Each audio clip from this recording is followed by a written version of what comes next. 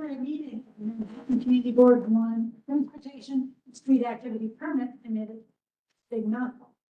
I want to thank Zach Palmer, district manager, for being here.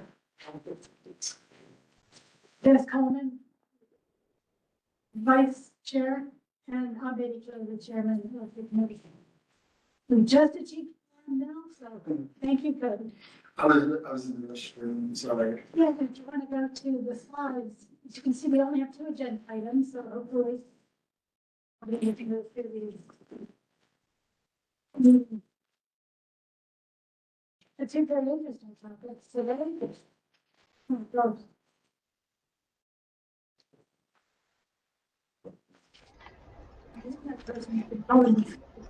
Guys, the sound is not great.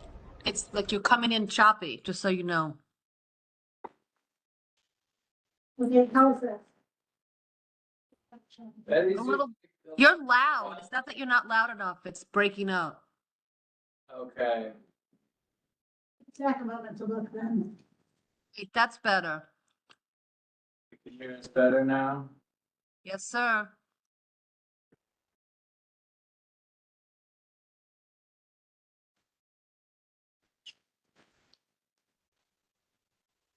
Oops.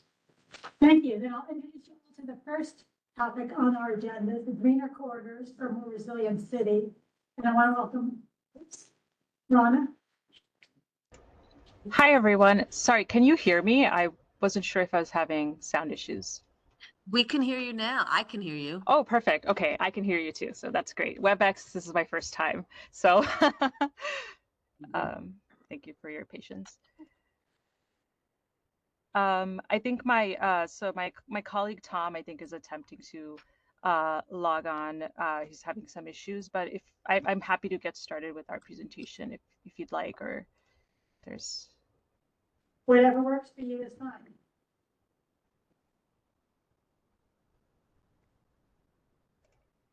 Want me to start? Oh, yes. Sorry, you're echoey, so I wasn't able to really get that. All right. Yeah, I can get started. Thanks, everyone. Hello. Glad to be here with you. My name is Ronak Zaman. I'm an urban planner by training and a project manager at the Municipal Arts Society. Tonight, I'm presenting on our latest research initiative, Greener Corridors for a More Resilient City, which explores ideas for how we can leverage the space that's occupied by arterial roads for climate resiliency and quality of life. At the very least, I hope that what we can leave you with today is some food for thought as you engage with the projects in your district, some of which Betty had highlighted to us in our emails and calls prior. Next slide, please. Just to introduce ourselves to anyone who may not know, we are actually 132 years old. The Municipal Arts Society first formed to promote public art, design, and architecture, hence the municipal arts in our name. And in subsequent decades, we've lent support to policy campaigns in housing, transportation access, urban planning, and historic preservation. Next slide, please.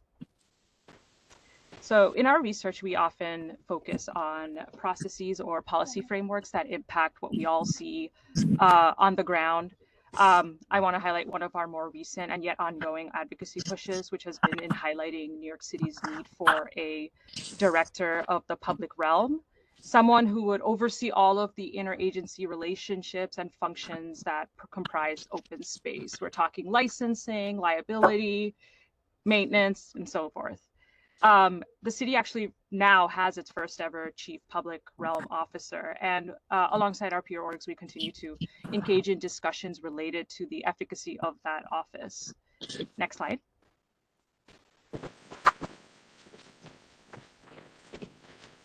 And Greener Corridors, which I'm presenting on today, is in some ways an extension of this work. To sort of put some context on things, the amount of land that arterial roads in New York City occupy is that of nearly 10 central parks if you take it together. It's a lot of land. And our thesis in this project has really been to state that, they don't have to be this way, and with the right policies and coordination in place, arterials could support different mobility options, resiliency measures, and an integrated streetscape. Next slide, please. just going to take another step back to acknowledge what that looks like. Like I'm talking about arterials. We've all lived them. We've all breathed them in. I think I don't know that there's anyone who hasn't like had to cross one of these on a daily basis. They're physically divisive and they function largely to move vehicles at the expense of everyone else, really, pedestrians, cyclists, and other users of the road, even as demand has shifted with time, technology, neighborhood priorities, and climate change. These are, I live in Queens. I grew up in Queens, and I'm right by Northern Boulevard, which is a very arduous one indeed. Like it can very much vary from block to block, which is another issue that you often see along these arterials because they span so many neighborhoods and do try, try to do everything. And I think, frankly, don't do any of it very well. And so that's what we try to interrogate as we visited some of these roads and talked to experts who have really engaged at these roads in their work. Next slide, please. In order to narrow our scope for data and site visits during our research, we focused on arterials that predominantly run through what are called disadvantaged or environmental justice communities, which due to historic disinvestment and planning decisions are disproportionately affected. But the policy issues we discussed apply broadly, as we'll get into in a bit. So I just wanted to acknowledge this. Next slide, please. One of the things that we looked at in our study area was the percentage of working age people who take public transit, bike, or walk to work. Even where vehicular ownership is higher, a large amount of people use other modes of transportation, buses especially in some of the sort of farther reaches of New York City. The negative externalities of these roads, pollution, congestion, accidents, as well as the poor state that some of them in do affect everyone, whether or not they're contributing directly to the traffic. So it's not like, sometimes you hear this refrain that and obviously this isn't the case in CB1, I would hope, but if everyone's driving, why do we need better roads anyway? The roads are working fine, and that's not the case, right? Especially not in New York. Next slide, please.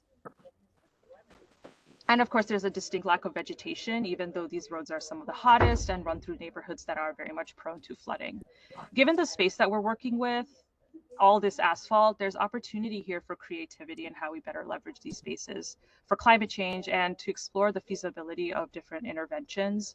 And I bring up feasibility because this is one thing coming into us doing this research. We were asking, like, why can't we have more street tree plantings and storm infrastructure everywhere? And really, there are definitely siting constraints and competing priorities amidst like agencies, especially underground. When you have utilities, you have subway infrastructure, there are a lot of things jostling for a limited amount of space. But at the very least, surely we can do better than this. Next slide. And then there's also a connection to land use, which I'll try to illustrate with this example along Atlantic Avenue. One of the projects that first piqued our interest in this specific topic is the Atlantic Avenue Mixed Use Plan. It's called AMUP for short. It's the first rezoning that was announced under Mayor Adams, and it's going to rezone a segment of Brooklyn's Atlantic Avenue for greater density. Before the rezoning study went underway, the area was already experiencing a number of new developments that would bring in new residents, and as part of that development application, the developer might suggest that they would do street treatments to accommodate, the sort of desirable features they want to see on their project. But these treatments have always been piecemeal, and it doesn't really contribute to the cohesion of a neighborhood.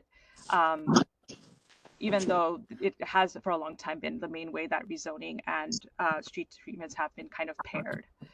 Next slide, please. And I want to highlight this one project a couple blocks over from that development site. It's a relatively new pedestrian plaza, and it's the first phase of this particular project. Future changes will be directed to the Cross Avenue, like bike lanes and things. But I think what stood out to me and what I want to point out too is just the surroundings. They still leave a lot to be desired. I mean, you have what in this part of Atlantic Avenue you'll see is ubiquitous are these CubeSmarts. There are storage facilities everywhere. And as things stand, how it works for developments as a whole is that from the city perspective, you have the DCP, rezoning neighborhoods, and often street improvements are under DOT, and they're happening in a different window. and yet, they're necessary to accommodate an influx of residents. And so there are these parallel processes that can really lead to a lack of cohesion and outcomes that aren't in line with community expectations from a neighborhood plan, because DCP doesn't have the capital power to be able to integrate some streetscape into their commitments as they're moving forward with a rezoning. That's just how things have worked up to this point. Next slide, please.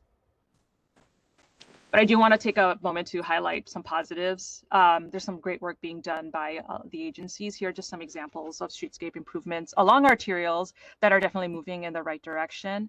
DOT has a number of programs, including Great Streets, which is making improvements along certain roads in phases. And DEP has identified locations for green infrastructure projects citywide. I also want to shout out the upper right-hand corner, which is my neighborhood, Jackson Heights. We have a 26-block linear park that rerouted traffic to prioritize bike lanes and open space, and it's become a significant boon to the neighborhood. Jackson Heights is one of the most dense neighborhoods with some of the least per capita park space, so this was very much needed in the area. Given all these interconnected co-benefits, it'd be great to see an approach to street designs that treats these roads as a network with consistent role in resiliency, placemaking, et cetera, across agencies. Next slide, please. Now, in examining these challenges and speaking to experts, including folks who have worked or are working in an agency in their respective areas, we identified a few recurring themes around comprehensive visioning, prioritizing connectivity and micromobility, better leveraging properties, supporting maintenance, and fostering some level of social resilience when it comes to changes in a neighborhood. And came across several other examples from around cities beyond New York, as well as in the world, that New York City could learn from in implementing large-scale change. And so I'm going to call out a couple of them in the next few slides. Next slide. The first theme, comprehensive planning, comes up all the time with piecemeal projects. I feel like planners, we talk about this all the time, but this is an example from New Rochelle, where this road, the image that you're seeing here is a road that was constructed back in the 1950s as a spur in a larger highway project that was never completed. And so effectively what happened is you have this historically African-American neighborhood that was fragmented for what was essentially a road to nowhere. And just now, it's going to start this year and going to take about 2 years to finish. But the LINK project is going to be reducing lanes along this road from 3 to 6, freeing up space for greening, bike lanes, and safety improvements. And it also includes an upzoning as part of this proposal to enable construction of mixed-use housing and commercial uses along with the streetscape changes. It's a whole district plan, actually. And so, next slide, please. In this case, the project received both state and federal funding, but where we saw inspiration for New York City is in the way that it's attempting to redress an injustice inflicted on this neighborhood by infrastructure decisions of the past, and the fact that the streetscape projects were being paired with a rezoning. For that full street plus land use plus community facilities picture, what we really need is that strategy between agencies, stakeholders, project timelines, budgets. That coordination needs to happen. And up to this point, it's not really something that we've seen in a lot of the sort of rezoning processes that have taken place. And so that's one place where, as we had done with the public realm management conversation, trying to get at how can we encourage and enable some more coordination between agencies when it comes to rezonings that then can take the streetscape in addition to what's happening with the land uses, so they work together rather than after one another or on different timelines. Next slide, please. We also wanted to take a look at what's possible when underutilized lanes along a major commercial corridor are straight up removed. Here's an example from Barcelona along a road that's the city's first completed Greener Corridors project. In this case, this is a pretty significant road. It has commercial ground floor retail along it and everything. 2 vehicle lanes were removed, freeing up space for a 2-way protected bike lane, a bus lane, and vegetation, as well as public gathering sites along each side of the street. Next slide. And if we were to sort of apply this to a New York perspective, I think if we evaluate underutilized lanes along roads across the city, it could reveal miles of space that could be dedicated to other uses, which would, look different depending on a neighborhood's priorities. But I don't know that that's something that's really been looked at as of yet. Could there be potentially a street with 3 lanes of traffic that doesn't need to be 3 lanes? And could that third lane be used for something else now that we're seeing, especially with a lot of micro mobility needing its space of its own and things like that?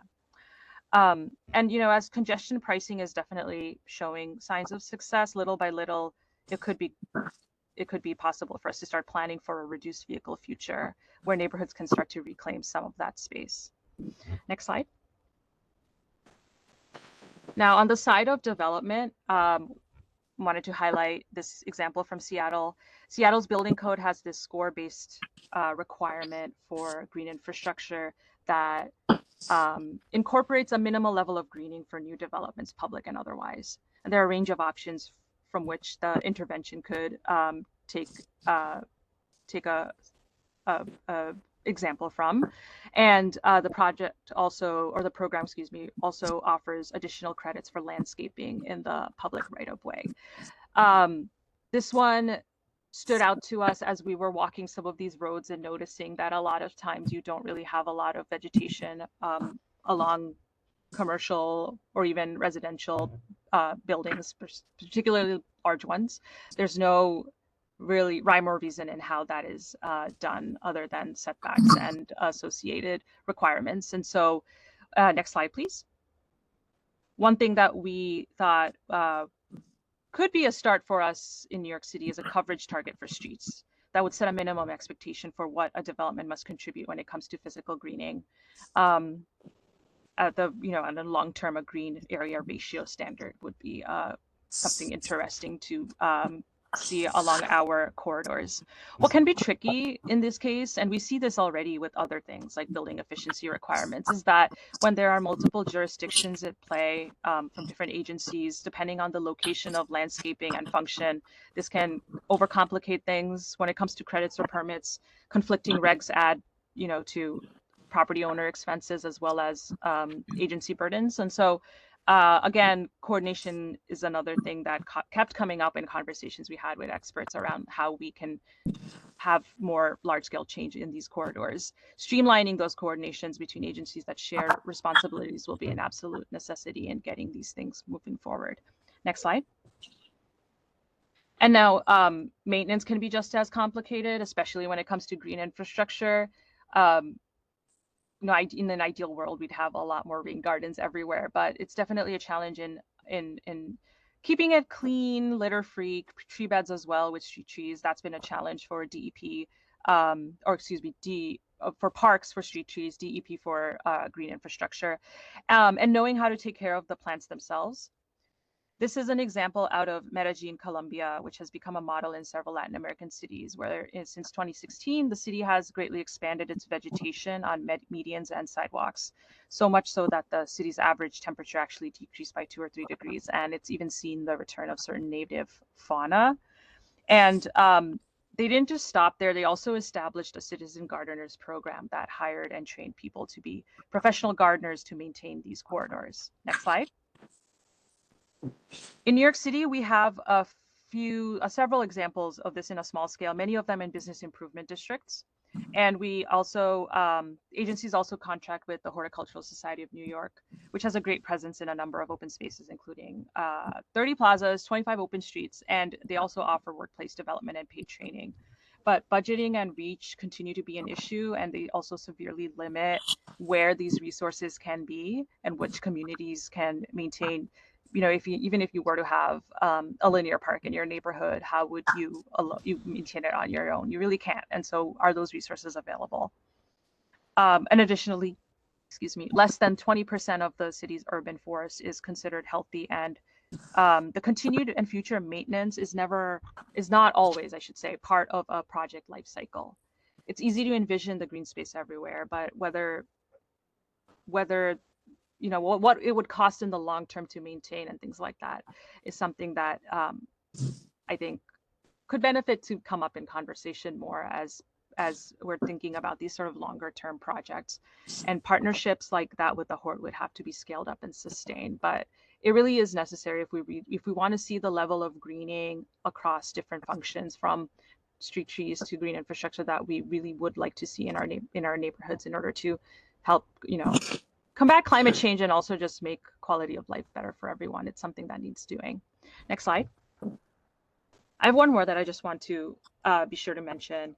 And I know I'm zipping through this, but finally, we have, I think, what is a very real fear around how improvements to streets and environmental quality can contribute to neighborhood change by way of green gentrification, which can exacerbate unaffordability, which we're constantly dealing with. And so here's an example that we had found from Hennepin County in Minnesota, where the county is planning to extend a light rail line to 13 more locations from downtown Minnesota to the suburbs. And as part of this project, a stakeholder working group was convened to identify displacement risk priorities and policy initiatives for anti-displacement across all the neighborhoods in the project scope. What was particularly notable too, though, is that the state legislature appropriated funding for an anti-displacement program, which could include outreach grants and technical assistance throughout this process. Next slide. We don't really have a comparable initiative in New York City beyond maybe community benefit agreements, which are by no means a regular occurrence. And so we have some work that is being done. New York City has officially identified indicators for displacement and mapped relative displacement by neighborhood in response to legislation that passed in 2021. But this information is only required to inform large land use projects. For the efforts like this to be successful, to build trust, and to really help people stay in place if they choose, this information does need to be paired with programs that are funded and executed with intention. And displacement needs to be thought about beyond just the rezonings as well. How do, some of these major infrastructure projects that are coming up, like we have now that congestion pricing seems to be contributing to funding for the IBX, for example, which is picking up again. How are we going to be ensuring that there's there's as little transit related displacement as possible? Next slide. So I kind of zipped through everything for time, and there are a lot of could-haves, should-haves, would-haves, but really we want this to be inspiration. We want this to be a thought experiment, thinking through what works now, what maybe could work better, and how might we start to get at the processes that help us get there. And so if you'd like to learn more about the project and dig into some of these case studies further, look at some of the mapping that we've done related to our environmental justice areas as well, there's a link here, and I can drop this in the chat in a second. Every neighborhood obviously has a history of projects that have started, been completed, been stalled. And so I think, to end things on a positive note, if there's something that hasn't been done before, but there's community consensus around participating in a pilot or something, that could be a way to start inching towards something more large scale. I think one thing we've heard just about immediate actionability is, within the confines of a shorter time period, a smaller geography, or a lower budget, might be some more willingness on part of agencies to come to the table and play ball. But yeah, I don't know. Like, I think it all really depends on case by case, but we hope that by getting this sort of work and analysis out there and kind of showing that we have done a lot of work, but sometimes it's about connecting the dots and having people talk to each other, that maybe we could see some more ambitious projects going forward. So that's it for me. I think hopefully I'm on time. Happy to answer any questions, or I genuinely would be interested in just, I guess, hearing you all also discuss what you're thinking about in some of your projects, if that's helpful. So thank you. Thank you, and I'll call on people. But first of all, keep in mind for the next 2 years, what we're going to be hearing about coming up are Mount Street as well as Route 9A, both of which are arterials. But keep in mind a lot of what you've heard and the inspiration it has or doesn't have, those two particular projects as well, because the input I thought would be valuable as we move forward. So yeah, Mimi, if you'd like to start. Yeah, I have two things, or actually three things. So the congestion pricing zone in London experienced less congestion right after the congestion pricing started. And then it became more congested over time as they removed lanes from service. I just overall wanted to say that we should learn from that experience that they had to continue to avoid congestion and, you know, Cars? the continuous sputtering of. But we also need to be concerned about congestion in bike lanes with the cargo bikes. There's been cargo bikes that are stopped on bike lanes as they make their deliveries, which is becoming. Have you run into that? Yes. Yeah, it's like everywhere. I feel like, anyway, so that's kind of a problem. Creating space for cargo bikes to park that's not on the bike. Well, let her answer one at a time. I'll give you time to answer. Oh, well, one was just like a statement. The other one was also a statement. But, well, and like stuff you think about, is there a way to capture runoff water to water the trees? Because the Parks Department waters our trees for like 2 years and then leaves it up to us to figure out how to, you know, bring water to the trees and then keep them alive, which feels physically impossible, especially in Lower Manhattan. Is there, in your work, have you seen anything that ingeniously captures water, like for use where it's less manual? Oh no, unfortunately not. That's a great question. I mean, I think what we've come across and what people have told us from the green infrastructure side, which is a little bit different, obviously, because it's not like it's not still water or anything, but it's that whole like, how do you store it and where, given all the other stuff that's happening on our sidewalks, has been a challenge. And I think that's actually a really interesting question too, about how these trees should be watered over time. That isn't just you all going with your, whatever sort of maintenance teams you have to do it. I'm gonna write that down actually, because I do want to look into that. Unfortunately, I haven't come across anything to that effect, but it is part of this bigger challenge of around like who has jurisdiction over streets. We've heard that too, where, DEP would love to do a thing, but actually, well, this part is actually dedicated to this agency's work and this agency's work. And by the time you go down that pecking order, there's nothing left at the end of the day. And I do think that needs a little bit more interrogating in terms of like what are those elements of the street, and how do we navigate them so that everyone can kind of contribute to this bigger functionality question that we're having. Interested in the London comment. I'm wondering if that has also, though,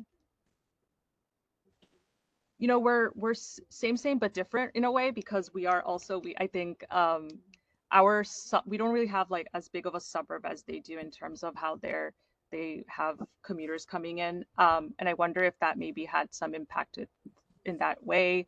I wonder if, because they in general have narrower roads, they had less space to work with for other types of mobility, and so it kind of just perpetuated more in less space. I just have many questions about like where I wonder the sort of triggers were, so I think I'd be curious to look more into that. Yeah, you had one more comment and I forgot what it was. Oh, it was about the cargo bike. If we could have cargo bike specific infrastructure, because right now we're sort of just slapping them into bike lanes, and that seems like the wrong solution, since now they're parking in bike lanes, and so that means like even cars are parking in bike lanes, so there's more parking in the bike lane, which is sad. So yeah, I think I recall that Manhattan Borough President had come up with a proposal for one of. Wait, let me see if I have it in my little cheat sheet of notes. There was one area for which there was a proposal for making a freight specific lane separate from bike lanes.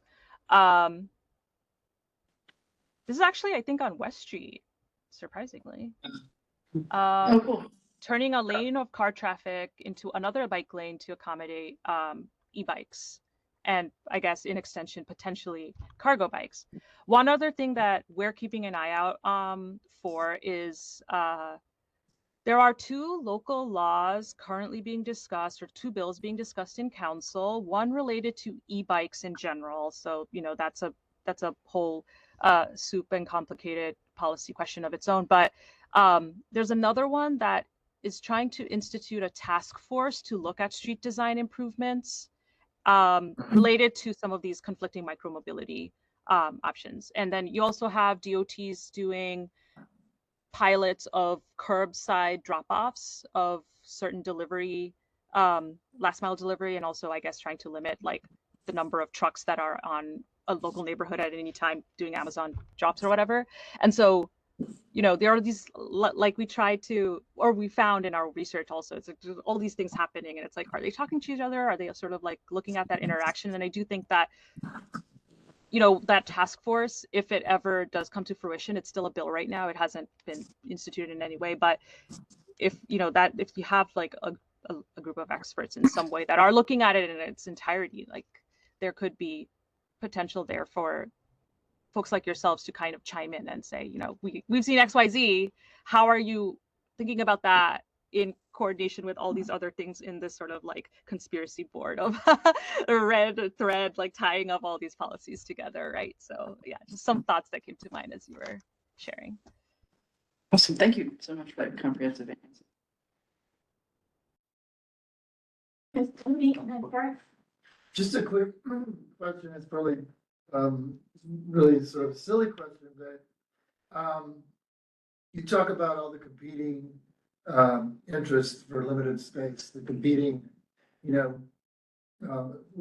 so how exactly would we streamline those competing agencies to transform into action, to an actual plan? Because in New York, competing agencies are, a dime a dozen. So it's like, how do we,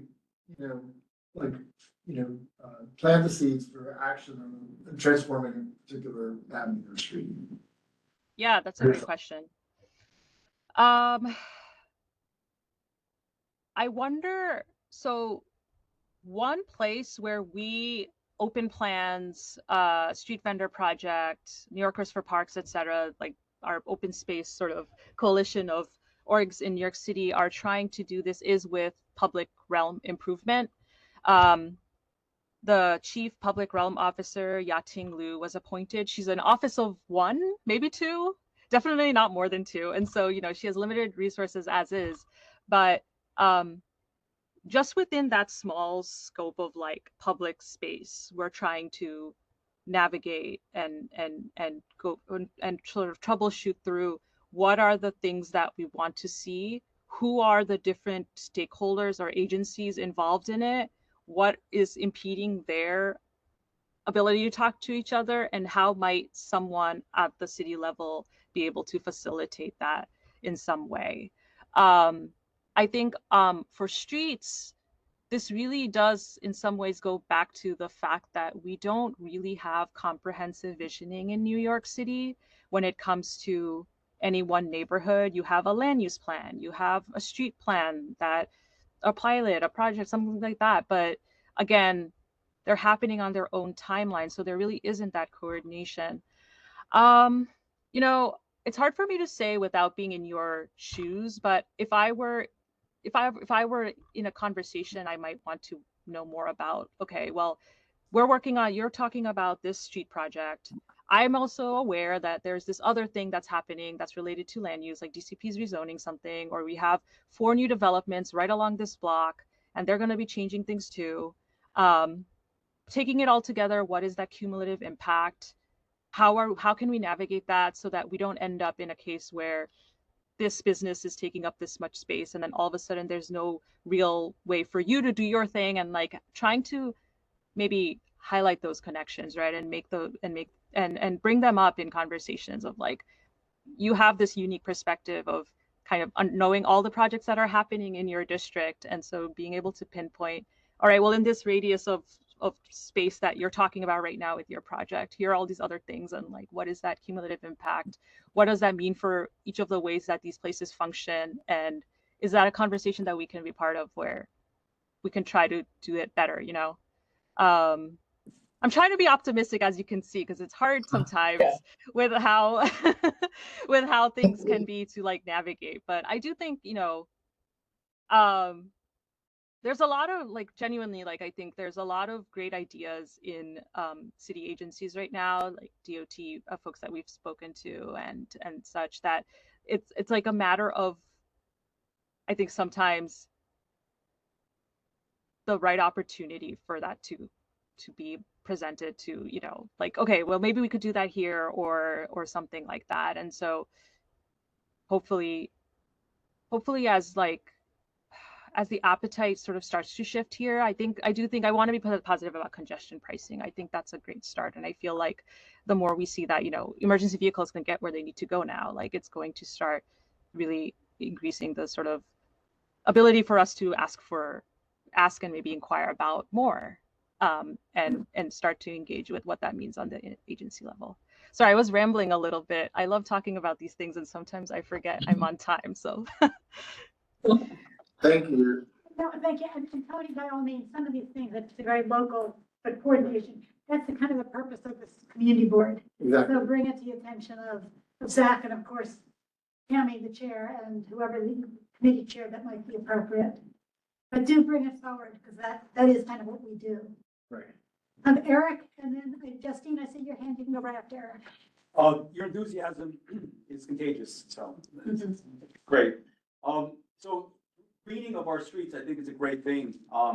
But what I'd like to be incorporated in the plans is that when we green, we plant trees, we have to consider future growth, meaning, I've seen where trees have been planted and then with the tree cover, it gets dark at night.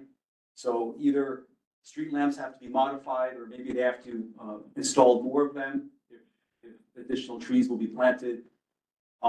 Another consideration is when trees are planted, I think there's a focus on the quantity and not the maintenance of it, where it's planted and then the soil gets walked on, it's not protected.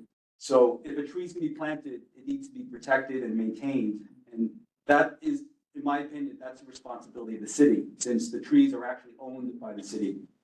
I had actually inquired about, and I did some light research on it. When the city plants trees, many times tree guards are planted around it, and that's the city expects the property owner to install that. And that can be several $100s. And I think that's irresponsible to plant a tree hoping somebody else would pay for it when the tree is actually owned by the city. And then also with street trees, I think more consideration has to be made in the location as well as the tree species. For example, if you have some areas that they have the minimum space, I believe it's 8 feet by 3 feet, and that's fine. It's increased since it used to be.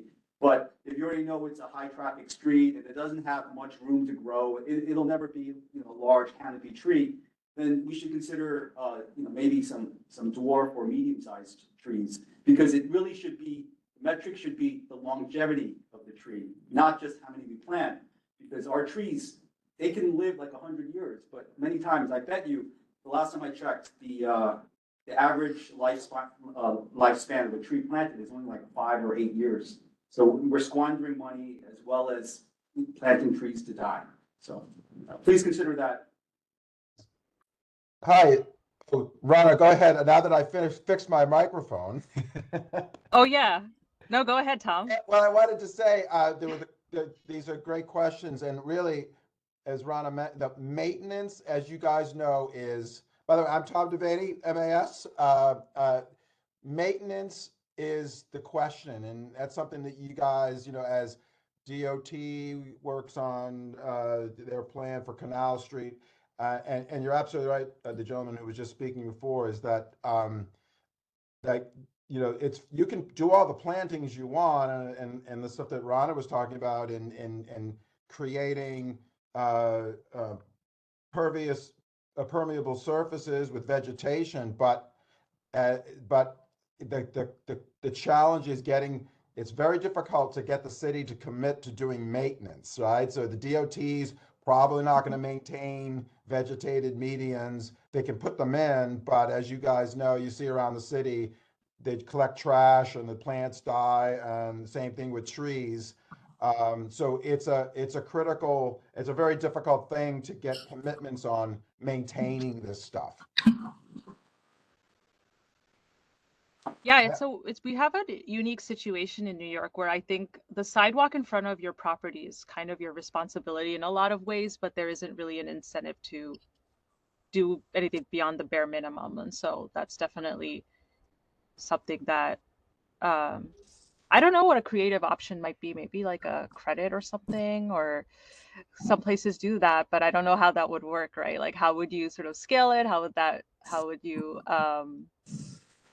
implement it? Who would enforce it?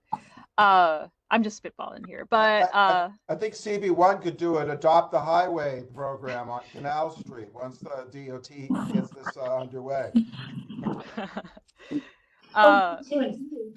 There are, by the way, urban design guidelines put out by the urban design department within planning, within DCP, I believe, that speaks to just the types of trees and things like that, like the sort of dimensions of how things have to be. And we also have a pretty definitive, like a repository of all the trees in New York City. Like you can go block by block and click on this like map, and it'll show you what trees are there and their species and everything. And so I think there's a lot of attention on the Nature Conservancy has a fantastic report on the urban forest. There's actually an urban forest coalition that's actually looking to exactly what you're talking about right now, about how do we improve the longevity and health of the urban canopy that we have. And so it's something that other peer organizations of ours is very much focused on and trying to interrogate. Again, it also comes down to the street trees are parks, but there might be other vegetation elsewhere that's not part. It's like, what is that? Again, jurisdiction, like who do you call, right? So you're highlighting some really real problems that we experience. So thank you for flagging those. Can I introduce Carrie? Do you want to think take just- just about your project? No, I think Justine was next. I don't want to keep her waiting. But I never think they're talking about street trees. I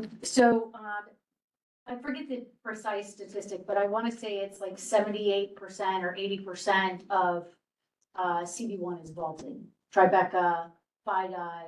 So street trees are much harder for us to implement, which is why we have containerized trees as sort of our solution to that. Maintenance is very difficult. The only way that we've been successful in that is getting buildings to sponsor the planters. And then they use their outside water taps in order to keep them watered and. Do you want to, and Tom know what? Oh, I'm with Friends of Duane Park. So Duane Park is one of the city's oldest parks. It's on Duane and Hudson Street. And our Friends of Duane Park website has information on trees for Tribeca. And that's our containerized trees program. So maintenance is very difficult. Parks Department has an inventory of all street trees, whether containerized or in ground. They also have species. So you can go on the Parks Department's website now, which has been recently revamped, and they have all of that. DOT doing greening on arterials, et cetera, unless you plan in the design a water function, you need to be able to tie in to the city watering system. And even a lot of our local parks don't have that. There are neighborhood groups that have to hook up to a hydrant to water their parks.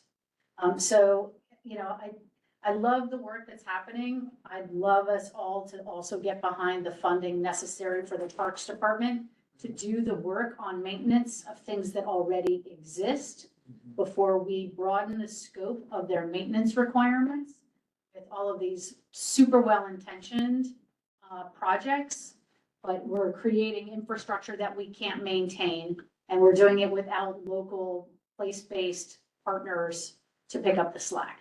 So. Yeah, here, and that's what we need.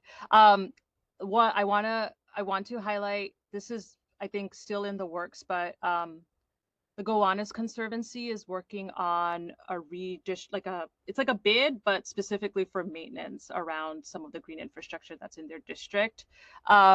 the model seems interesting. I'm keeping an eye on it just because I'm curious to see how it actually plays out. But at first blush, I thought that was a very interesting way of finding opportunities to finance some of the maintenance work that they need in that district through primarily prioritizing, I think, higher end properties. And so they've taken some of the sort of manufacturing preservation that they're doing in that area is exempt from having to contribute to the fund that's going to go into maintaining that. But that's one of the more innovative things that I think have been coming out. That's a little bit more community led than it is like just city coming in and doing something. But it's also still in the works. I'm curious to see what the impacts are or how it plays out. But it's, you know, something encouraging on that end. Great, thank you. And Justine? So much. And so, yeah, with the trees, something that might be sensible to do based on what everybody's saying, just a comment, is getting the commitment from the Parks Department to maintain, or getting the commitment from whomever to maintain before anything is done, because that would then be throwing good money after bad, or bad money, whatever the right phrase is. But I want to go back to the whole sharing of the streets and the sharing of everything. So you mentioned specifically like with cargo, oh, actually, Mimi, you did, with the cargo bikes and with the electric bikes were mentioned, stuff like that. How is that going to work on narrower streets that you get in some of the places downtown? And also what, if anything, is the plan for the West Side Highway if you're having bike lane in the road, cargo bike lane in the road? The cars are going to be off of it. It sure as heck isn't going to be a highway anymore, which is fine, but it just needs to be rethought. Everything needs to be redone and repurposed is what it sounds like. What are your thoughts about that? It's a big question.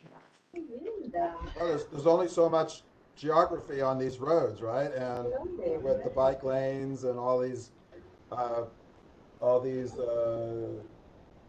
entities vying for the same space, it's you know, also creating more potential conflicts.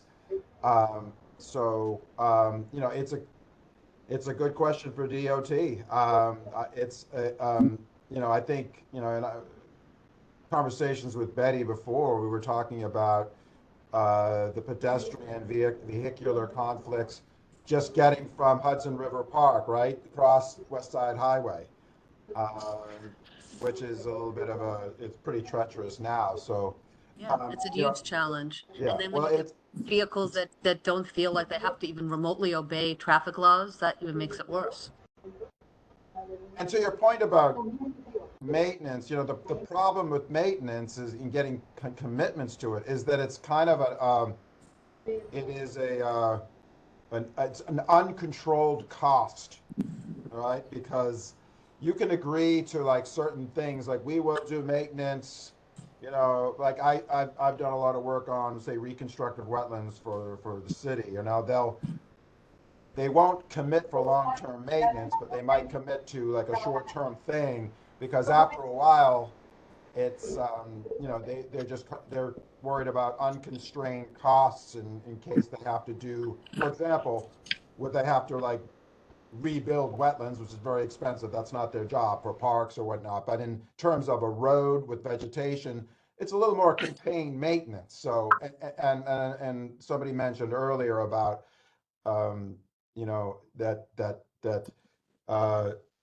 oftentimes it's like in more narrow streets, especially if you have a bid, the plantings, the trees are in like, you know, they're in containers. And like you guys said, you know, the streets in CB1 are very narrow, and there's not a lot of, you know, with Rana's research, we talked about like ways of channeling stormwater. You know, when you've got subways, you got subway stations underneath, there's a lot of conflicts for how to manage green infrastructure, which is expensive. So we don't want to like give you guys this miasma of things that but I think that you know, I do think that having discussion with the DOT about potential maintenance, about these conflicts, and you know, really needs a plan. Admittedly, I didn't really, I'm trying to think through because I know that they're looking at the freight routes in New York City and redoing them now, and I can't recall what the situation was for your district. But I'm wondering how, again, I'm like constantly thinking about how are all these policies working together because you've got that changes the freight routes, you've got the Blue Highway Initiative, you've got um, all these sort of different micro mobility drop things happening, and I do wonder where those sites are going to be allocated in narrower areas. Unfortunately, I don't really have an answer to that, but just more questions, I guess. But these are very important observations that I think when we're looking citywide, we have this general view of how everything works, but obviously from neighborhood to neighborhood, you have physical limitations depending on how the built environment has manifested that will need to be considered as these projects come to your neighborhood. So, um, yeah, thank you for having us. One more person. I wish I had more satisfying answers, but we're in the business of ideas and really trying to interrogate some of them, and hopefully Oh, I there's just got a message to mute myself. I had my hand up. Can I be heard? Oh. Yes. Yeah, go ahead, Miriam. Two things. With the space on the road, deliveries come no matter what. So they're either going to come by truck or on a bike. And I think most of us can agree that if they come on a cargo bike, it's taking up less space. The important thing is that the people who use those cargo bikes need to have training programs about how the rules of the road, and there's got to be a record that people have been trained so that at least the effort is being made. My second comment on plants is volunteers. Battery Park City has run a great horticultural volunteer program for years. And so if parks can't commit to doing the maintenance, if they could at least have a person to organize volunteers to teach them things. And a lot of these things can then continue to have a life of their own if there's someone in the community who's dedicated to teach and so on. There will be challenges with equipment and access to water, but that's one way to do it, because I agree with the earlier speaker about don't plant stuff that's just going to die. It breaks my heart to see things planted and just dying over the course of a year. And I've seen that in the city. So fewer plants, but more maintenance and creative ideas to engage local people. Thank you. Thanks, Marianne. Yeah, Zach would like to ask a question. Yeah, I have a comment and a question. Thanks for the information on the Seattle green ratio. I think that's a really interesting idea. And it sort of builds in the maintenance, to new development projects. And it makes me think of, some of the development that's coming our way. I'm thinking of like 250 Water, and they're right next to Pexlip School that is looking to have an open street there. And, so that I could see some interactions there that the board could leverage if they wanted to. The question is, we've been told by DEP in Lower Manhattan that they can't put like rain mitigation opportunities in Lower Manhattan because there are so many utilities buried in the road and the sidewalk. Have you had thoughts on solutions for that?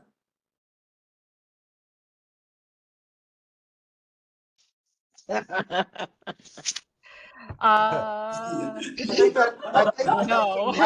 I think that That's a Rana, great question. if we had solution for that, Rana and I wouldn't be here. We would be working for ourselves in a landscaping, and we would be multimillionaires.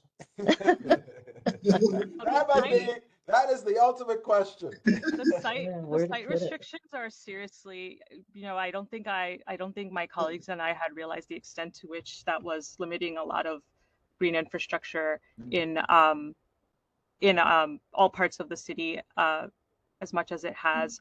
I'm trying to rack my brain for any sort of, there are design interventions. There's this coalition, the RAIN Coalition, RAIN in capital letters. They've been thinking through design that could help mitigate. So before it even hits the sidewalks or whatever. I don't know, I don't have in mind any of the specific details of it, but they have some really great sort of concept ideas and research that they've been doing. I will try to, I mentioned a lot of stuff, and I don't know, maybe if anyone's like, hey, can you send this to me? I'm happy to do so, but I can definitely send some of these resources over. But there are people looking into that and trying to engage with how do we do it from the sort of building design level, to help alleviate some of it when there are other sort of limitations. So yeah, sorry, I guess I'll leave you with that. I wish I had more ideas. I would love it. It would be a great business, but Yeah, Thank you so much. our research, we didn't set out to come up with solutions for all this, but we were trying to look at examples from around the world where they, you can try different techniques. But I mean, look, this is with increased flooding, not just in the waterfront, but we've seen this time and time again with these huge rain events. It's like, I think that the city is painfully aware that something needs to be done on our roadways to maintain stormwater and to with the physical limitations, there has to be ways of channeling stormwater, permeable pavement, which is also very expensive than conventional pavement. So anyway, to be continued. Thank you. Yes, Thank you. Thank you so much. Give us lots of ideas to think about as we move forward with redesigning some roads in our district. Thank you, everybody. Thank you, Thank Rob. you. Thanks. thank you guys. Bye. Yes. Thank you. So much.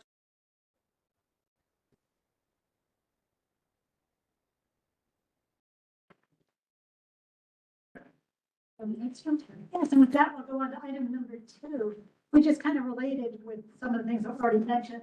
Now we're going to talk about the registration of e-bikes used for commercial purposes. And I want to welcome Evan Lieberman, let him introduce himself, and talk about this piece of legislation, as well as, please, Evan, can you talk about the assembly bill as well? Thank you. Hey, yeah, so I'm Evan Lieberman. My title is Assistant Legislative Director for Senator Bradholm and Siegel. It's good to be at CB1. I've been at many CBs, but I've never been to CB1, so it's good to check that off. I don't know if you guys are super familiar with our office. We represent the west side of Manhattan, from Christopher Street in the Village up to West 103rd on the Upper West Side. So obviously do not cover CB1, but this is obviously a policy issue that covers pretty much the whole city, not just Manhattan. So I think it would be helpful if I gave maybe some background on the impetus behind this bill, what the language actually does, and what the next steps on this are. And then I think, probably what would be most useful, given you all are curious about this, would be to try to do my best to answer any questions that you all might have. So, the impetus behind this is we all know that the number of people riding bikes in New York City has really ballooned over the past 2 decades. And, especially given the increase in food delivery that was exacerbated by the pandemic, we also see a lot more people riding bikes for commercial purposes and a lot more people riding micromobility. We know that, micromobility such as e-bikes and mopeds. We know that the vast majority of people who are delivering food use non-car vehicles. So, we see this in our streets. We see a lot of people delivering food using e-bikes and using mopeds. I think that, it's clear that this has created a lot of conflict with other road users. So, people riding e-bikes go a lot faster than people riding non-boosted bikes or, pedestrians crossing the street. And I think there's been some sort of policy demand to figure out how to regulate these sorts of conflicts. The question that I think this bill addresses is, how can we continue to encourage forms of transportation such as, cycling and even riding e-bikes while also addressing, its worst excesses and the potential dangers that we see. I think one way to answer this is to think, what types of users are most likely to cause accidents. And, if we look at how commercial e-bikes function, I think we can perhaps point the finger at them tentatively. And I think that's for a number of reasons. Everyone here knows that, there are about 3 food delivery apps that dominate the market, and everyone knows that they have algorithms that incentivize dangerous behavior. So, for instance, if you're riding for Grubhub and you are late a certain number of times, or you get a bad review a certain number of times, Grubhub can effectively lock you out, which is akin to firing you, right? So, that is a pretty draconian incentive to ensure drivers are riding as fast as they can all the time, which, I think we can assume also encourages drivers to perhaps make bad and illegal decisions like running red lights, or be more likely to make decisions like that. So, hence the thought behind this bill. So this bill, in the grand scheme of things, would require license plates and the registration of electric bikes used for commercial purposes. So, the exact language of the bill, imitates a lot of other requirements in the vehicle and traffic law for assigning license plates. So, really would just empower the DMV to set forth requirements for license plates, have various requirements that these license plates be conspicuously displayed, everything else that you normally see in the law with respect to mopeds or with respect to cars. And then, it also specifies that, when we see violations by people riding e-bikes for commercial purposes, specifically riding on sidewalks, which is forbidden by Section 1242 of the Vehicle and Traffic Law. When we see those violations, this bill also says that the person responsible for paying that violation should be the third-party delivery app who's contracting with the person riding the bike, or the employer or owner of the business whose goods are being delivered. That's pretty much it. And then, so I guess the status quo update is that in the governor's executive budget, which, is what the policy proposals the governor puts forth as part of the budget negotiations, which are eventually resolved by April 1st, the governor proposed classifying class 3 e-bikes over 100 pounds as mopeds. So class 3 e-bikes are e-bikes that can go between 20 miles per hour and 25 miles per hour. And reclassifying them as mopeds would effectively give them all the current legal requirements of mopeds, which is, needing a license to operate them and having the vehicle be registered. So that basically is the governor saying she wants to, by law, mandate that e-bikes that go between 20 and 25 miles per hour and weigh over 100 pounds need to be licensed. So, I think we're going to see over the next few months a conversation about licensing of e-bikes in some way play out on the state level. And I think the big question is how large will that set be of the vehicles that might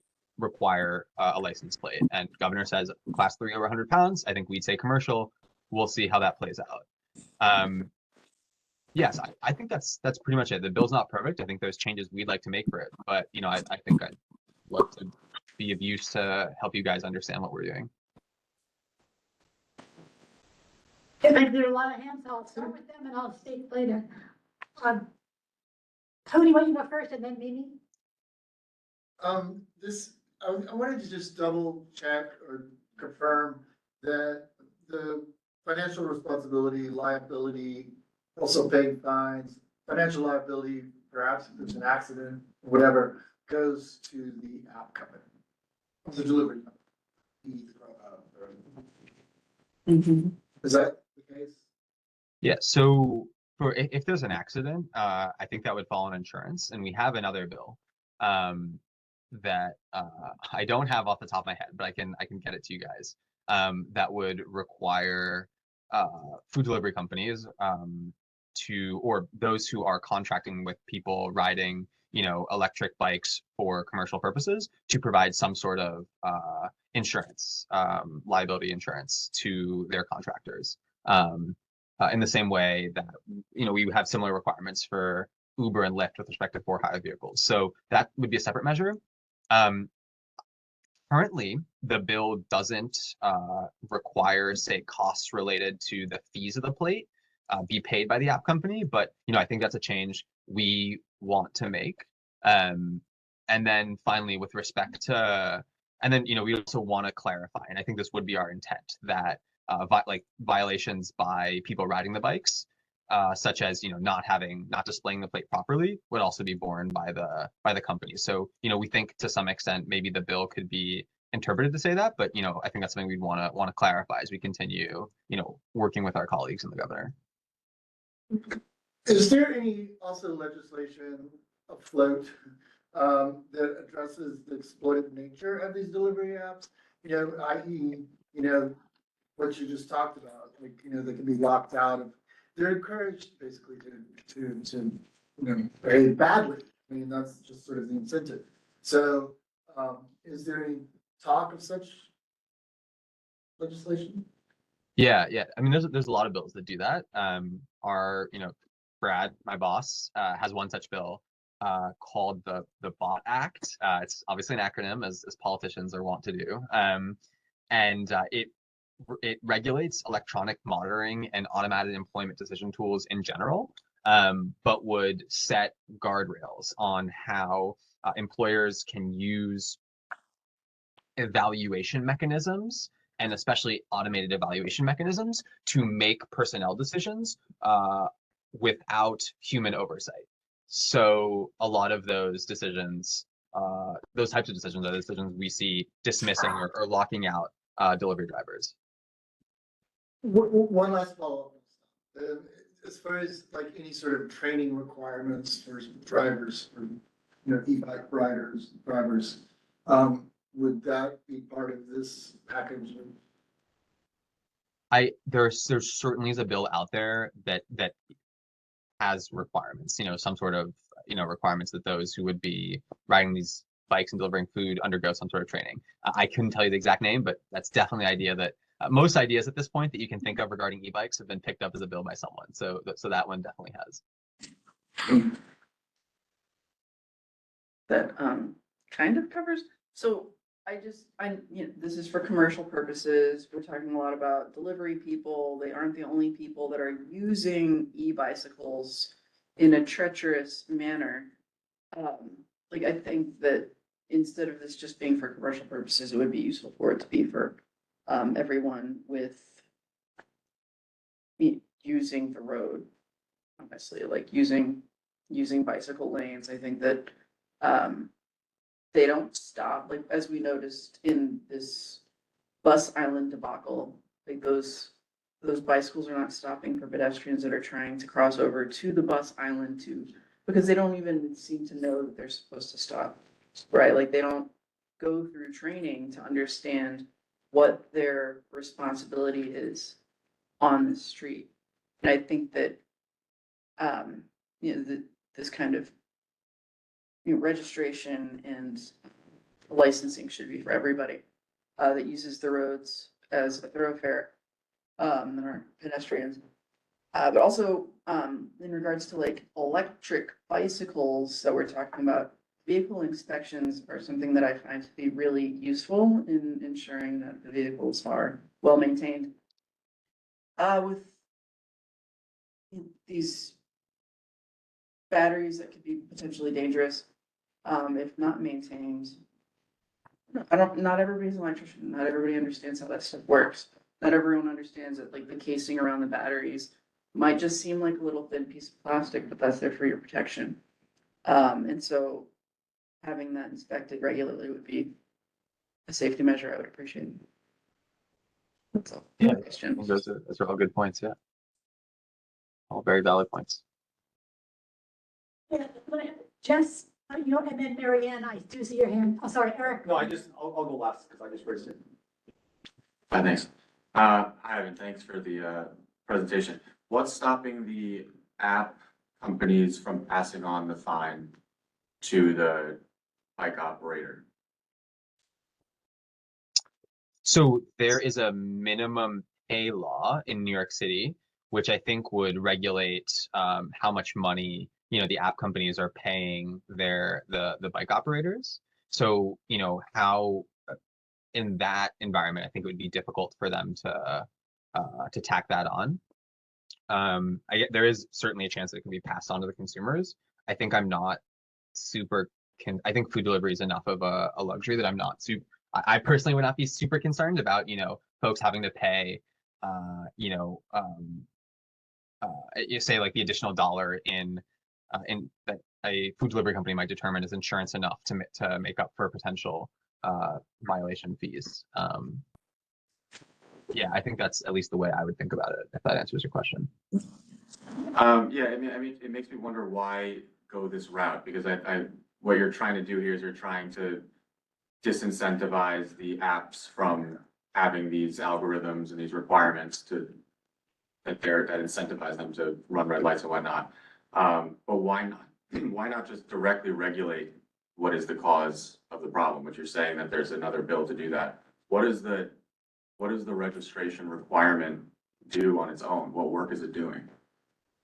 If we recognize that the problem is really how they're the rules that they have for their employees. Yeah, I think that's a really fair point and a really fair question. I think that, we could think that maybe if people are already performing a delivery on an e-bike for commercial purposes, there's bound to be, some sort of incentive to perform something quickly. And if we regulate the algorithms, that would get at the worst excesses, but that, requiring licensing or registering of these bikes would, be an insurance measure if the regulating the algorithms gets at the worst excesses. And then I guess, the second thing is enforcement. I think that the fact that these bikes are mediated by larger companies means that enforcement is easier. In order for delivery drivers to participate, they need to provide information to the app companies. And I think that, if there were to be some measure through which app companies had to, verify, as I think they would under this bill, that their workers have the licenses that would be required, or the license plates that would be required, then I think that would be a less burdensome enforcement measurement than, if in another situation we were to expand this to all sorts of electric bikes. So I think the answer is, like, in this circumstance, the fact that they're commercial e-bikes means that it wouldn't actually be too much of a burden, and seems like it could provide some sort of safety advantage to have some sort of license plate requirement. Okay, interesting. And then in terms of just logistics, I mean, this is like on day one of this law going into effect. I mean, this is a gargantuan task of getting license plates onto every single e-bike out there. And let's be real, it's not going to happen quickly or on day one. I mean, you could imagine like 2% of people actually complying with this law on day one. So what's that going to look like? Have you thought about it? Have you thought about the timeline for how it would take effect? Would there be a period where people can actually comply? How long would it take? I think so the effective date on this, so every bill has an effective date, and the effective date on this one is 90 days. The question is, and I think that would have to be a conversation with the DMV, who would be overseeing this, about whether that would be sufficient. Because, I think obviously no one wants to live in a world in which we're ticketing an enormous amount of people who simply didn't understand the law that existed. Yeah. Okay. And then last question, I promise. Since we're specifically targeting commercial e-bikes here, we're targeting let's face it, a largely immigrant working community at a time when there's a lot of efforts in the federal government to go after them and get our own police officers to take on that role. So this would create a massive increase in the amount of interactions between these people and law enforcement. Is that a concern of yours? Yeah, no, I think that's 100% a concern, right? I couldn't say that's not a concern. Yeah, I mean, I think that there are probably like a number of reasons why it could or could not lead to bad encounters between delivery drivers and law enforcement.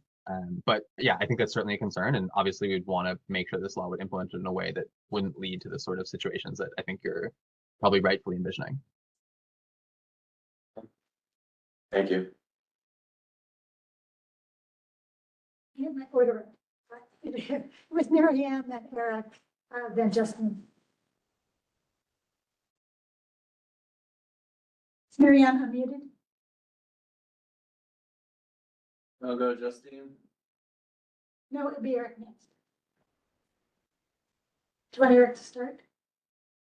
Yeah, go ahead. Yeah, I want to second what Mimi said as well as Jess. The first part is, I mean, look, it's a good start, but I don't know why there's no driver license requirement. I mean, if we're gonna have license plates, they should have a driver license, so that they know the rules of the road. Like, for example, at a four-way stop, at a four-way intersection, who has a right of way if they get there at the same time? These are the intricacies of knowing the road. Look, it's not perfect, I suppose, but it's a start. But I'd like to see it expand to any adult operating a bicycle on a shared roadway. Yeah, that's helpful feedback. Thank you. So this is Mary Ann, and I generally ride a city bike, and I try to avoid the electrics when possible, because I don't usually go tremendous long distances. There's two aspects to being on the road, the vehicle and the operator. So this legislation is focused on the vehicle, where it gets registered. There's a license plate number with a number on it, and if you're lucky enough, if you get hurt, you can, get a picture of the number and then do something about it. But what about the drivers? Like, normally when you get licensed, you have to show you've learned the rules of the road. And I think that's something that's really needed. I said I ride, these e-bikes go shooting past me on my right-hand side, squeezing through narrow spaces. And I try to educate them on the road, but I don't think it's very effective. So those are things that we really need help with, for people to start to understand what's safe and what's not. Thank you. Yeah, those are really good points. Okay. John? Yes, I just want to make one humorous comment. Yes, oh, go ahead, Betty, go ahead first. Just want to say that there are people who, because I use mobility scooter to get around, think I should have to get a license because it's motorized versus walking. So there is a point where, really, I mean, where is the line? And I can see where it's ambiguous to someone writing legislation. You're allowed to use the sidewalk. You don't have to be in the bike lane. I am, but that doesn't, no. On the sidewalk, that doesn't mean there aren't a lot of pedestrians who think I don't belong on the sidewalk or I should be licensed. I am, because I'm fast, I can be faster than they are, especially elderly. So keep in mind, this battle goes on and on at many levels, not just this one. But anyway, Justine, I don't want to. Thank you so much. No, Betty, that's a point that makes sense, and that should be a carve out, clearly, because that does not make any sense. But my concern kind of goes with what I think Jess and Eric and Mary Ann were saying too. I love this as a concept, but it's not quite refined enough yet.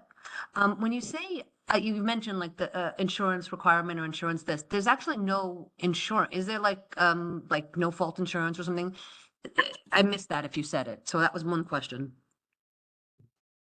Oh, sure. Yeah. So, you're right. I mean, I think that we speak with stakeholders when we write legislation. And I think when we speak with insurance stakeholders, I think one of the concerns is that forms of insurance or some forms of liability insurance that might apply to commercial e-bike riders is not necessarily a popular product right now, if it is a product. But I don't think it's a product. But yeah, but I think, our response is, there's a lot of people riding bikes going quickly in order to do their jobs. and it seems like they get into accidents, and we think that, you know, in terms of what we think should happen, and also what it seems like there would be a demand for is for these people to have some sort of protection if they get into accidents. So, yeah, so I think it's as a policy objective important.